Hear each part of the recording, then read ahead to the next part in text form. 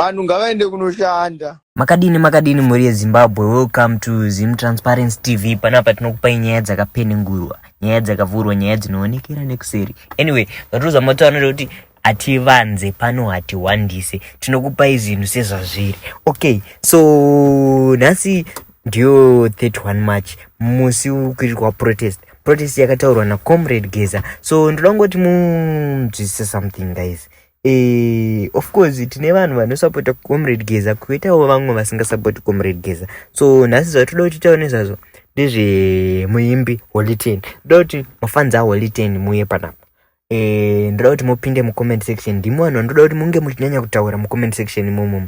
Okay, ndoda kuti mundudze kuti Holy 10, okay, rega nditengera kudza zvakatsangaita Holy 10. Holy 10 tinoziva tisi kuti anasupport ZANU-PF.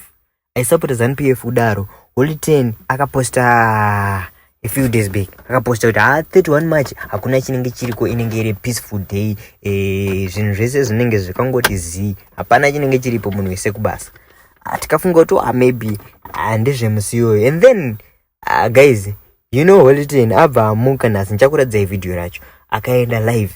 Achibva ataura kuti endai kubasa guys, endai kubasa, atori serious murume. But we all know hakuna basa racho. Vanhu varoda kuti vaende kubasa kupi, vanhu vasina mabasa. Anyway, zvisiri zvo ndakazotaura panapa. Nhasi ndakazotaura nezve vanhu vanosapota Holy 10.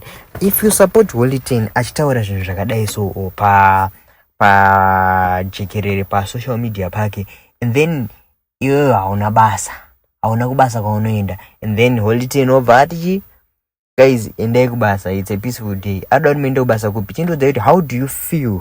Mundudze mucomment section kuti munofila sei kana Holy 10 achitaura kuti endai kumabasa, it's a peaceful day, achisapota musangano wake waanenge achisapota. How do you feel? Kana kuti mimi mungoriwo munofarira Holy 10 music yake, zvimwe zvese izvi hamuna basa nazvo, ndiudzei mucomment section kuti how do you feel. Chiregera ndichikuratidza video raHoly 10 achitaura kuti aiwa endai kubasa guys. Vanhu ngavaende kunoshanda. Iwe vanhu ngavapinde mumastreets vaende kumabasa mani. Vanhu ngavaende kunoshanda, enda utobuda. Maita sei? Vanhu ngavanoshanda hoyo. Pindai pamaworks grind zvese bodi. Tona hivi na vanhu. Takaenda mudhara.